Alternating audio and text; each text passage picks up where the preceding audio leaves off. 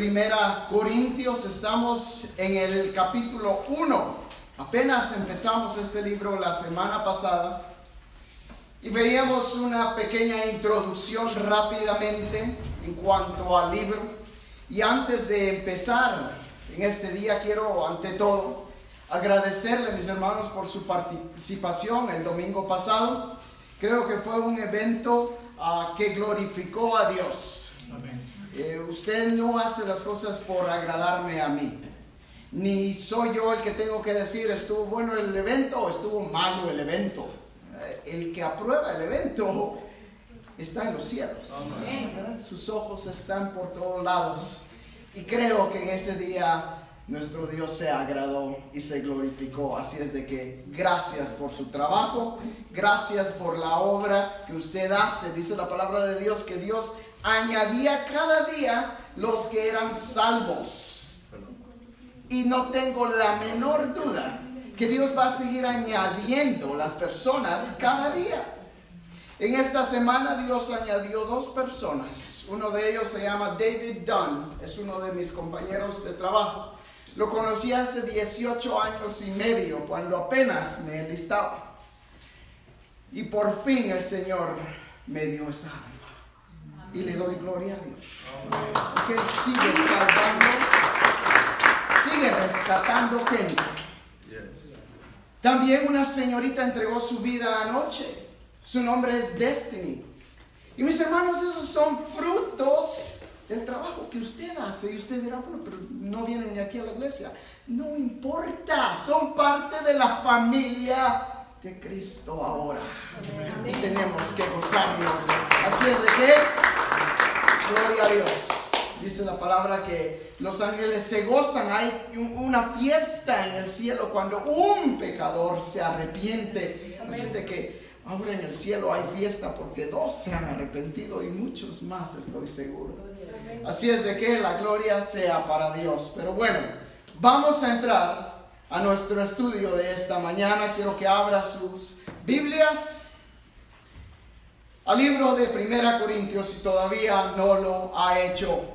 Y rápidamente quiero recordarles el autor de este libro. ¿Quién era? Pablo, un rabí, un evangelista, pastor, misionero, teólogo de teólogos, mi héroe favorito de la Biblia.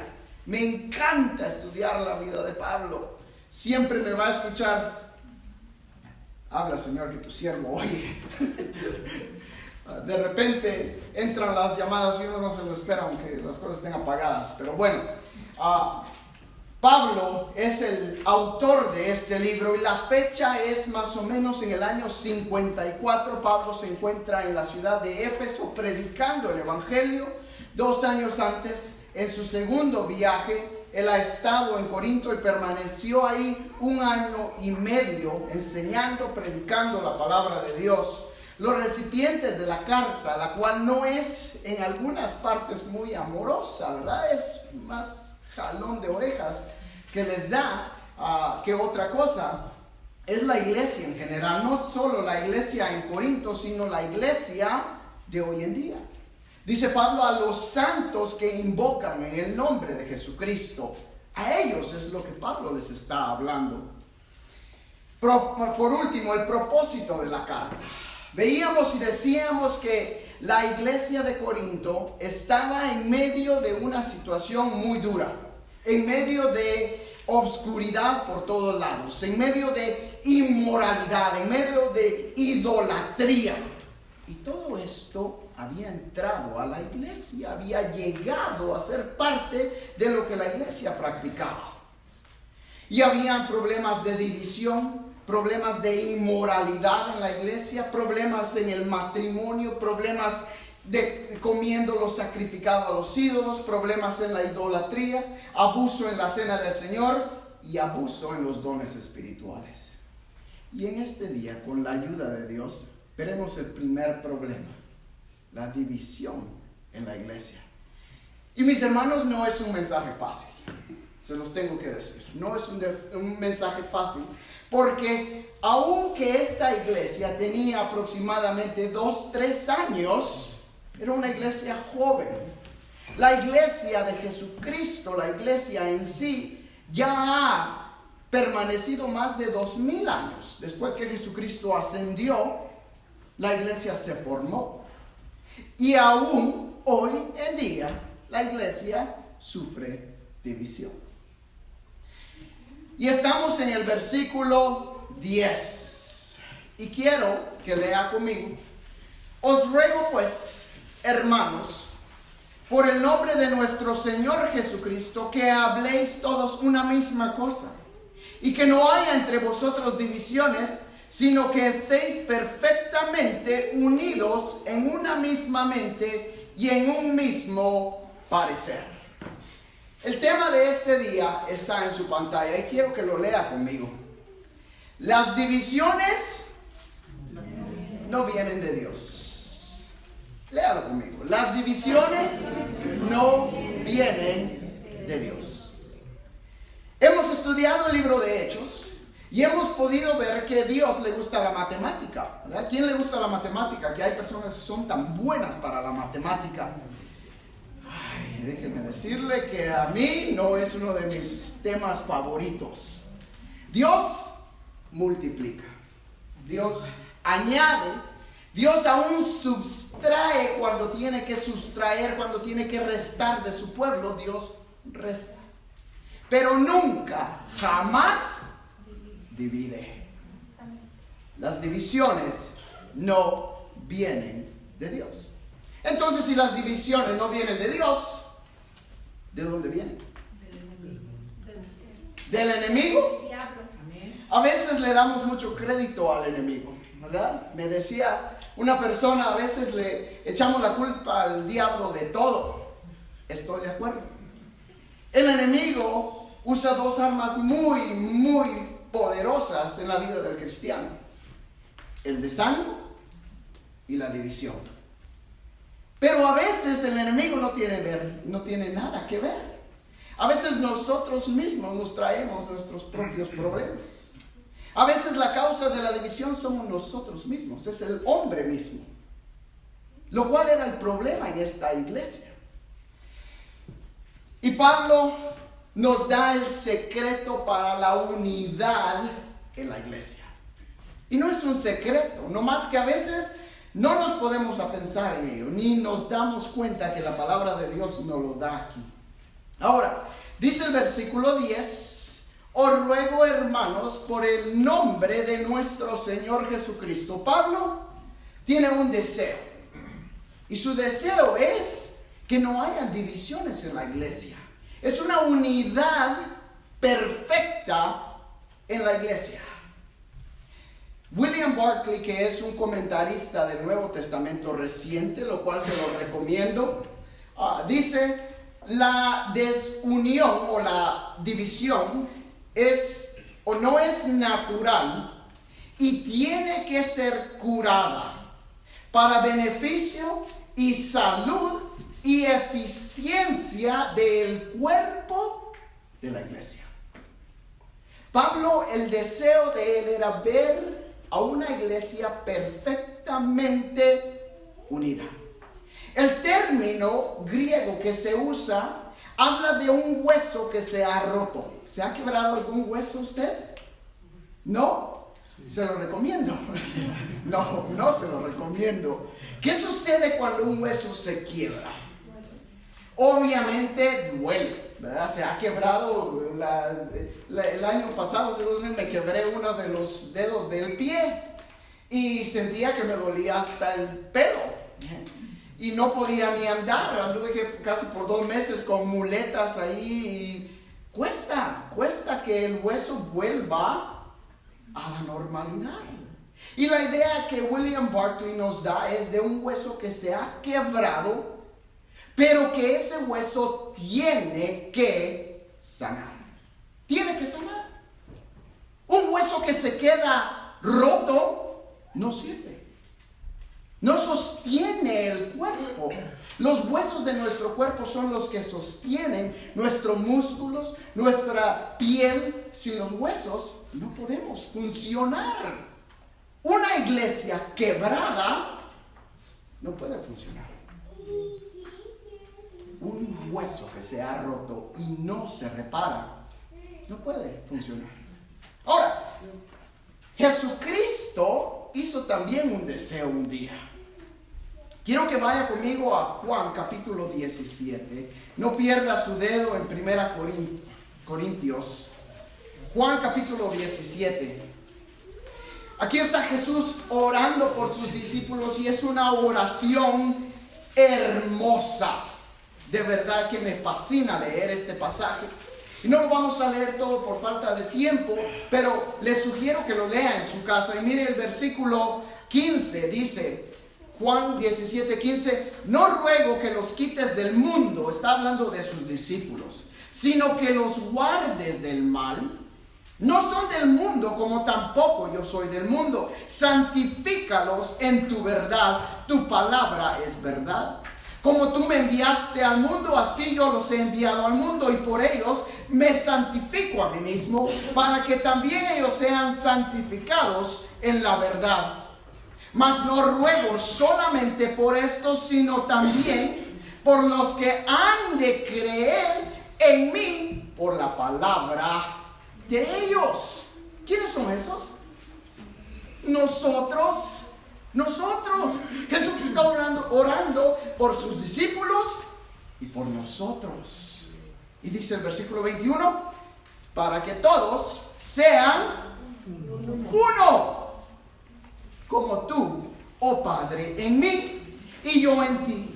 Que también ellos sean uno en nosotros, para que el mundo crea que tú me enviaste. La gloria que me diste yo les he dado, para que sean uno, así como nosotros somos uno, yo en ellos y tú en mí, para que sean perfectos en unidad, para que el mundo conozca que tú enviaste y que los has amado a ellos como también a mí me has amado. Cuando una iglesia está dividida, las personas no vienen, porque dicen, para estar así como están ellos, estoy bien, gracias. Cuando hay divisiones en la iglesia, no estamos demostrando el amor de Cristo.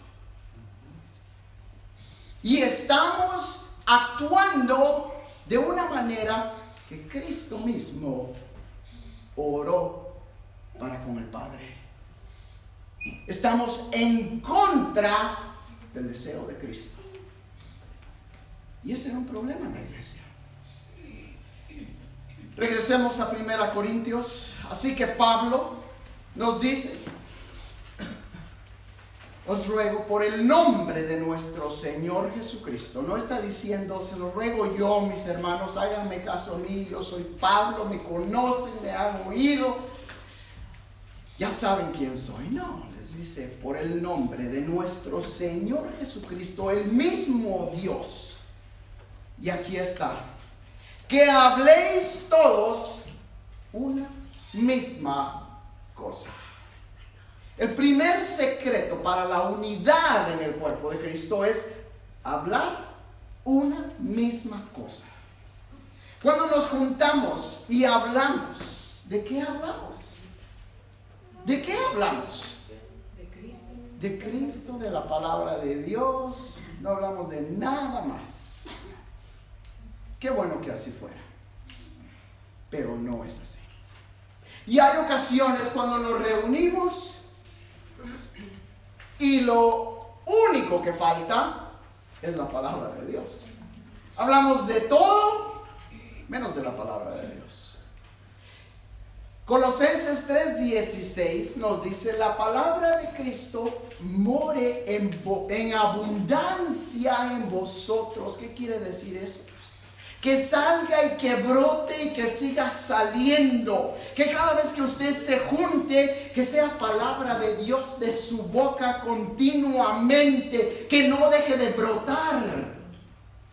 La palabra de Cristo mora en abundancia en vosotros, enseñándoos y exhortándoos unos a otros en toda sabiduría, cantando con gracia en nuestros corazones al Señor, con salmos e himnos y cánticos espirituales. Me gustan estos cantos que cantamos hoy, porque son salmos. ¿Sabía usted? Son todos salmos. Y hay veces que la iglesia ha dejado de entonar estos salmos.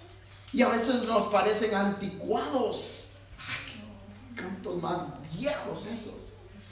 No, son cantos hermosos, porque hablan de la palabra de Dios. Cuando usted se junte y hable con otras personas, que lo primero que usted hable sea la palabra de Dios. Que de repente una comida resulte en un servicio de acción de gracias, en un tiempo de oración, en un tiempo de animarnos los unos a los otros. Primer secreto es una misma palabra. Que la palabra de Dios abunde en nosotros. El segundo dice, y que no haya entre vosotros divisiones, sino que estéis perfectamente unidos en una misma mente. ¿Sabe que a veces me pongo yo a pensar y digo, Señor, ¿qué habrá en nuestra mente? Si usted ha visto la película What Women Want, o Lo que las mujeres quieran, ¿quién la ha visto? Ninguno de los varones va a levantar la mano, ¿verdad? Soy yo el único pecador. En esta película, Mel Gibson, es muy larga, muy aburrida, como sea. Se cree que él tiene un poder de saber lo que la mujer cree, ¿verdad? Y digo yo, es ahí donde ya la película está mal, porque jamás vamos a saber lo que la mujer quiere. No importa qué película vea, no importa qué libro lea. La mente de no solo la mujer, sino del hombre, ninguno la conoce, excepto Dios. Y Dios sabe lo que está en su mente. Dios sabe lo que está en su mente en este momento. Dios sabe que usted ahorita está diciendo, otra vez me está hablando a mí este pastor. Dios sabe que lo que está en su mente en estos momentos, si es palabra de Dios o no. Filipenses 4:8 dice, por lo demás, hermanos, todo lo que es verdadero, todo lo honesto, todo lo justo, todo lo puro, todo lo amable, todo lo que es de buen nombre, si hay virtud alguna, si hay algo bueno en eso, si hay algo digno de alabanza, en esto pensad. A veces pensamos tanto en otras cosas, menos en las cosas de Dios. Pablo nos dice que tengamos la mirada en las cosas de arriba, donde está Cristo, no en las de la tierra. La unidad empieza con una misma palabra, una misma mente y un mismo sentir. Dice Pablo, y en un mismo parecer. Pero a veces me pregunto yo, ¿en realidad sentimos lo mismo? Robert Pierce es el fundador de las organizaciones de Compassion International y World Vision. Este hombre vivía su vida con algo en su mente y decía, que mi corazón se quebrante por lo que quiebra el corazón de Dios. Que mi corazón se quiebre, que mi corazón se duela por lo que le duele a Dios. Pero a veces, mis hermanos, seamos sinceros, no tenemos el corazón de Dios. A veces no tenemos el mismo sentir. Sabemos que nuestros hermanos están pasando tiempos difíciles y ni siquiera demostramos un mismo sentir. La palabra de Dios nos dice que somos un solo cuerpo. Y cuando una partecita de su cuerpo se duele, todo se duele. cuando uno de ustedes falta, mi corazón se duele. Mi corazón se duele como no tiene idea. Y solo Dios sabe las lágrimas que derramamos. Señor, tráelos, regrésanos. En algunas ocasiones he tenido que ponerlos en manos de Dios y le he dicho: Señor, yo ya no más. Esto te pertenece a ti. Obra tú, pero hazlo con amor. Porque a veces Dios nos llama con amor y no hacemos caso. Entonces, ¿qué pasa? Hey, regrésate. Nos dolemos por lo que nos duele en el cuerpo. Filipenses 2:1-4 dice: por tanto, si hay alguna consolación en Cristo, si algún consuelo de amor, si alguna comunión del Espíritu, si algún afecto entrañable, si alguna misericordia, completad mi gozo, dice Pablo. Esto es lo que me llena de gozo, dice. Sintiendo lo mismo, teniendo el mismo amor, unánimes, sintiendo una misma cosa. Nada hagas por contienda ni por vanagloria, antes bien con humildad, estimando cada uno a los demás como superiores a él mismo, no mirando cada uno por lo suyo propio, sino cada cual también por lo de los otros. ¿Qué hacemos cuando venimos a la iglesia? Y de repente, cuando estas sillas estén llenas, voy a quitar la última línea de allá para que se vayan llenando las sillas. ¿Qué va a pasar entonces? ¿Va a dar usted su silla a las visitas? ¿O decimos: esa es mi silla? ¿Cómo es que me quitó mi silla? Ahí es donde me siento yo, ahí es donde me habla Dios. Dios no me habla aquí, Dios me habla aquí, en esta. Nuestra visión como iglesia está en nuestros boletines y es algo que el Señor nos dio el año pasado. Si no la ha leído, le sugiero que la lea. Dice que seamos una iglesia fundada en la palabra, velando en oración, unida como un solo cuerpo, que vivamos en amor, en armonía, en sencillez, compartiendo unos con otros y con nuestra comunidad para alcanzar los necesitados. Esa es nuestra visión. Eso es lo que quisiéramos ver. Pero empieza cuando estemos unidos con una palabra, en una mente y en un mismo sentir. Esa es la unión perfecta de una iglesia. No fundada en nuestras fuerzas, fundada en la palabra de Dios. Se está pasando el tiempo y no he avanzado mucho. Versículo 11.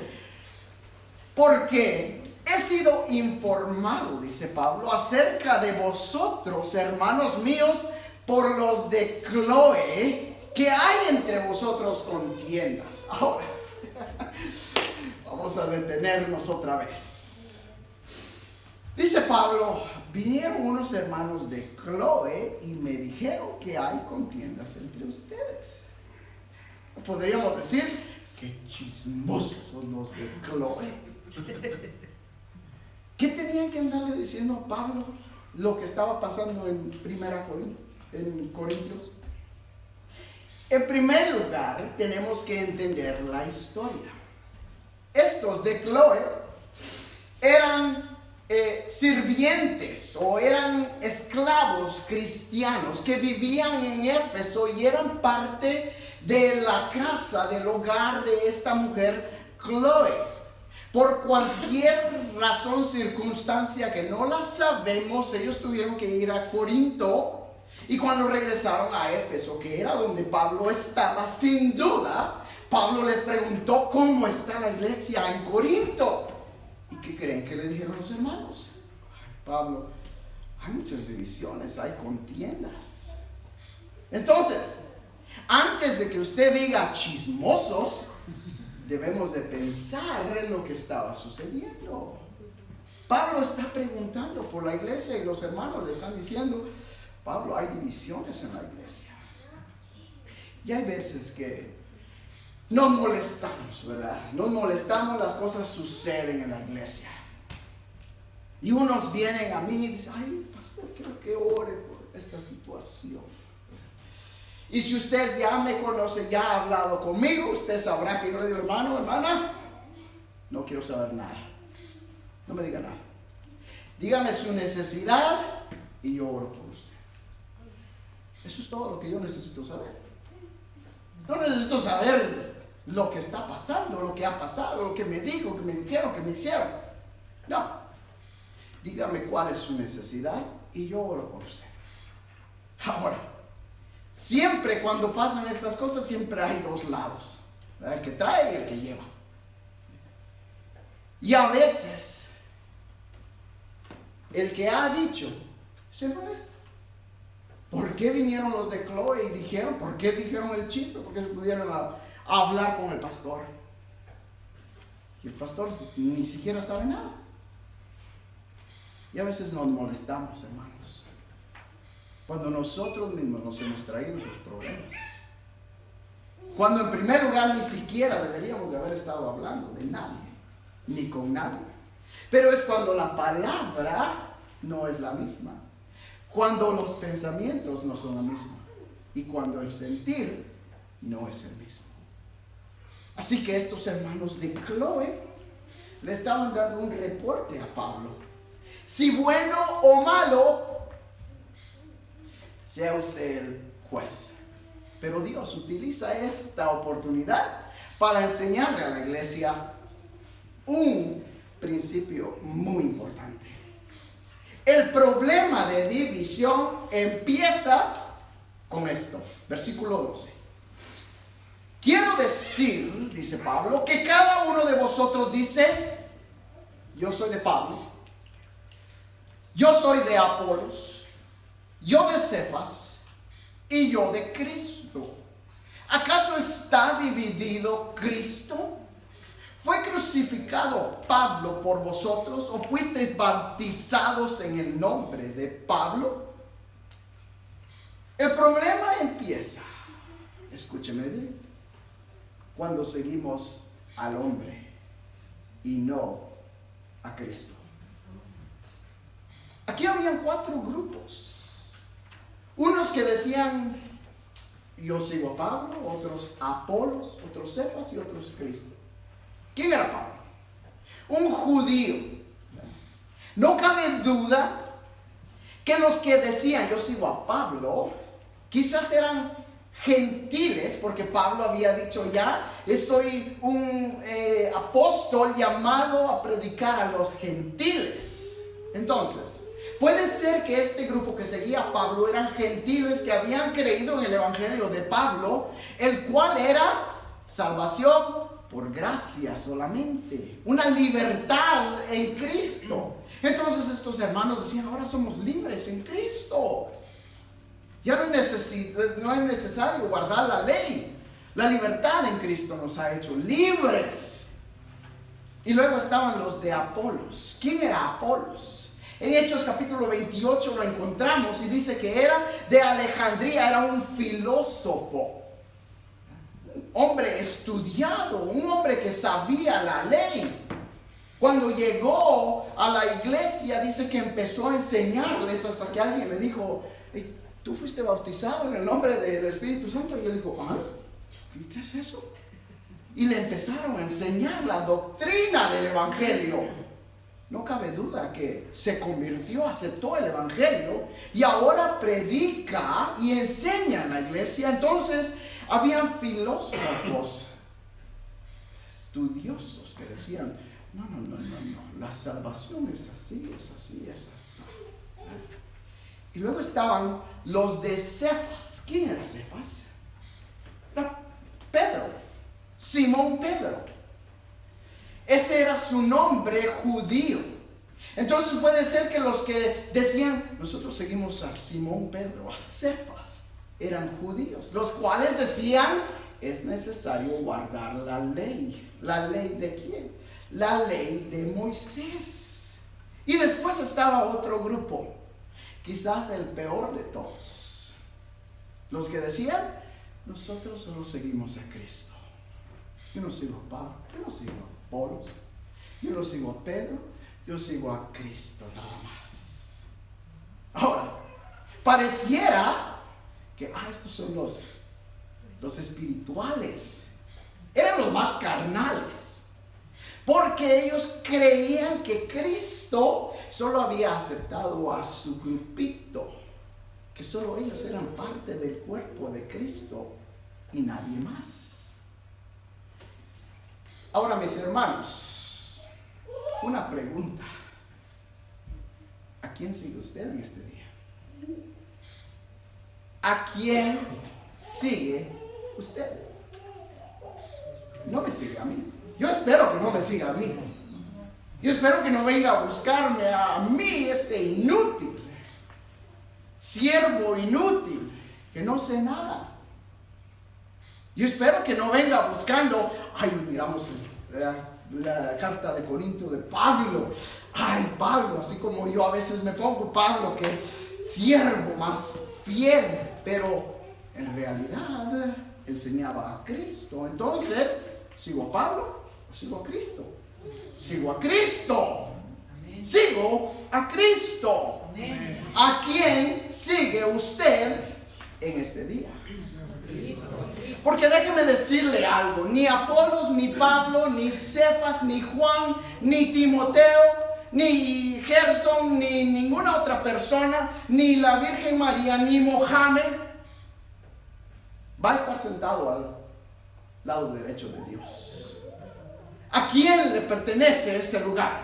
A Cristo. A Cristo solamente. Amén. Solo en Él hay salvación. Amén. Pablo no le puede salvar. Y eso es lo que Pablo les está diciendo aquí. ¿Está dividido Cristo? ¿Acaso entregué yo mi vida? Dice. ¿Fui yo crucificado? ¿Fue crucificado Pablo por ustedes? No. Pablo les está diciendo, son todos carnales. Porque unos dicen, me siguen a mí, otros a Apolos, otros a Cefas y otros a Cristo. Ustedes no entienden la unidad en el cuerpo. Versículo 14. Doy gracias a Dios de que a ninguno de vosotros he bautizado sino a Crispo y a Gayo, para que ninguno diga que fuisteis bautizados en mi nombre. También, me perdí aquí. Para que ninguno diga que fuisteis bautizados en mi nombre, también bauticé a la familia de Estefanas. De los demás no sé si he bautizado a algún otro. Pues no me envió Cristo a bautizar, sino a predicar el evangelio, no con sabiduría de palabras, para que no se haga vana la cruz de Cristo.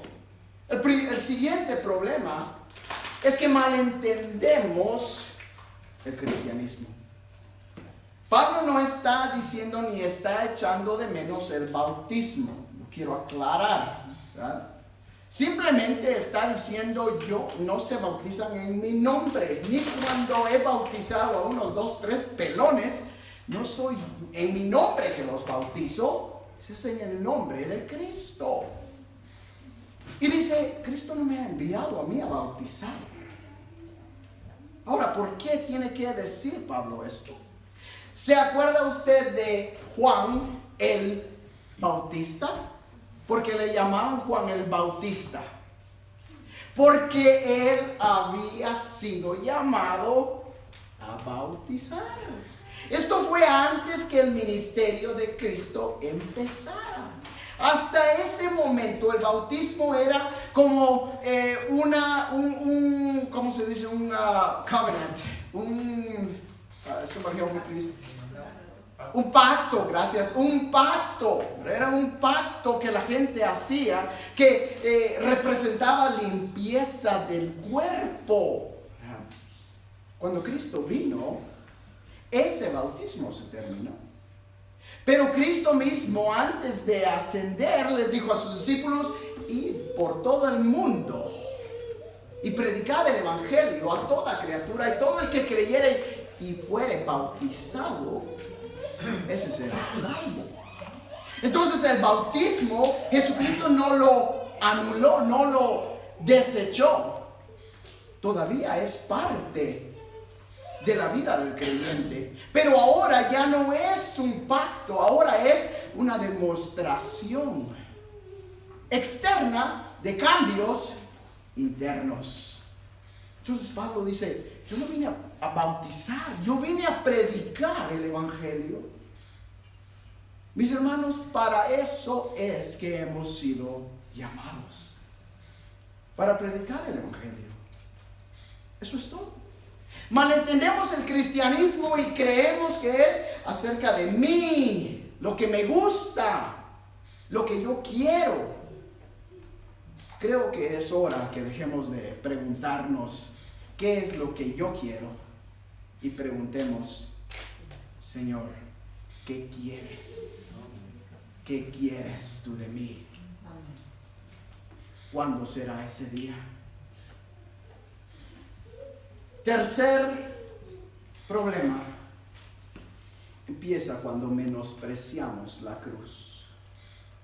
¿Qué significa para usted la cruz de Cristo? ¿Es un amuleto nada más? ¿Es simplemente algo que conocemos, es parte de la cultura? Para muchas personas sí lo es. La cruz es poder, dice Pablo, versículo 18, porque la palabra de la cruz es locura para los que se pierden, pero a los que se salvan, esto es a nosotros, es poder de Dios. Y en Romanos 1:16 él dice, porque no me avergüenzo del evangelio, porque es poder para salvación, para todo el que cree, para el judío y para el griego, para todo el que cree. La cruz es un poder, no es un poder sobrenatural, es un poder de salvación. Si Cristo no hubiera entregado su cuerpo en esa cruz, usted y yo no pudiéramos ser salvos. Si Cristo no hubiera muerto en esa cruz, como nos dice Hebreos, el Cordero perfecto que entregó su vida, usted no pudiera ser salvo. Sin el poder de la cruz, solo un lugar nos quedaría de destino. Lo conocemos como el infierno. Y Apocalipsis dice, el lago de fuego que arde día y noche. Ay, no quisiera estar ahí. Bueno, no voy a estar ahí. Pero no vamos a estar ahí. Gracias por esa aclaración, hermana. Claro que sí. No vamos a estar ahí. Y aunque se goce usted, gloria a Dios. Pero ¿qué de las personas que aún rechazan la cruz? Ahora, ¿por qué es que la gente rechaza la cruz? ¿Cómo es posible que la gente prefiera irse al infierno? Aunque usted les predique y aunque usted les diga, el infierno es real, el infierno es un lago de fuego, de azufre que arde todos los días. No, yo estoy bien, gracias. No me hable de religión, no quiero saber nada. ¿Cómo es posible? Es porque la revelación de Dios se revela de dos maneras, valga la redundancia. Dice el versículo 19, pues está escrito, destruiré la sabiduría de los sabios y desecharé al entendimiento de los entendidos. ¿Dónde está el sabio? ¿Dónde está el escriba? ¿Dónde está el disputador de este siglo? ¿No ha enloquecido Dios la sabiduría del mundo? Pues ya que en la sabiduría de Dios el mundo no conoció a Dios mediante la sabiduría, agradó a Dios salvar a los creyentes por la locura de la predicación. Porque los judíos piden señales y los griegos buscan sabiduría, pero nosotros predicamos a Cristo crucificado. Para los judíos ciertamente tropezadero y para los gentiles locura. Mas para los llamados, así judíos como griegos, Cristo, poder de Dios y sabiduría de Dios. Dios se revela al hombre de dos maneras. Una revelación general y una revelación especial. ¿Cuál es la diferencia? La revelación general de Dios lo puede ver por todos lados. Está en la naturaleza, está en el mundo en sí, está en el espacio, en las estrellas. Salmo 19:1 nos dice: los cielos cuentan la gloria de Dios y el firmamento anuncia las obras de sus manos. Romanos 1:19-21 nos dice: porque lo que de Dios se conoce les es manifiesto, pues Dios se lo manifestó. Porque las cosas invisibles de Él, su eterno poder y deidad, se hacen claramente visibles desde la creación del mundo, siendo entendidas por medio de las cosas hechas, de modo que no tienen excusa. Dios se ha revelado a la humanidad en una manera general. Existe una parte del ser humano que los médicos han dicho, los científicos han llegado a decir: hay algo, hay un vacío en el ser humano. Unos quizás no pueden ni encontrarle nombre, pero dicen: hay algo en el ser humano que falta. Hay como un vacío en el ser humano. Y usted se puede reír en este día porque sí, nosotros que somos los sencillos, los que no sabemos, no somos doctores, bueno, quizás usted sí, yo no, podemos decir: claro que falta algo. Es Cristo, es Dios. Es Dios. La relación perfecta entre Dios y el hombre se rompió cuando el hombre pecó, y desde ese entonces hay un vacío. Y ese vacío no se llena nada más con Cristo.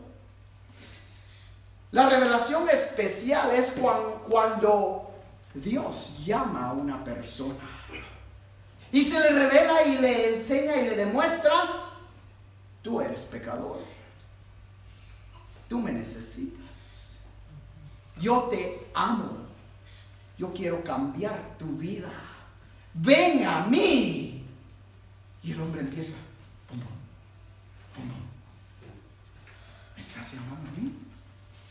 ¿Me está hablando Dios a mí? Lo podemos ver en la mujer samaritana cuando Jesús habló con ella y le dijo: maestro, yo creo que tú eres profeta, le dice. Cuando venga el Mesías, Él nos declarará todo esto. Y Jesús le dice: yo, mujer, yo soy el que hablo contigo.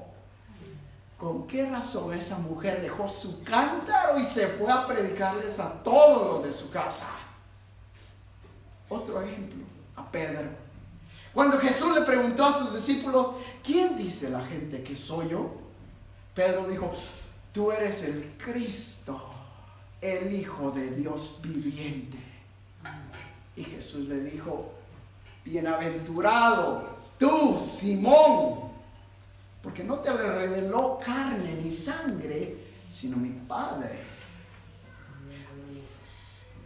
La pregunta en este día es: quizás usted conoce a Dios en una manera general, lo ha escuchado, lo ha vivido, es parte de su vida, viene a la iglesia, ha venido por muchos años, pero no ha tenido una revelación especial de Dios en su vida. Y déjeme decirle que hasta que usted no le entregue su vida completamente a Dios y diga: me rindo, me doy por vencido, te entrego mi vida a ti, usted no es salvo.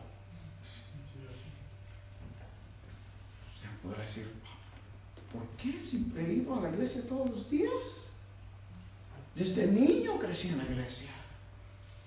Jesús le dijo a Nicodemo: Nicodemo, tengo algo que decirte, que si no nacieres de nuevo, no puedes ver el reino de los cielos.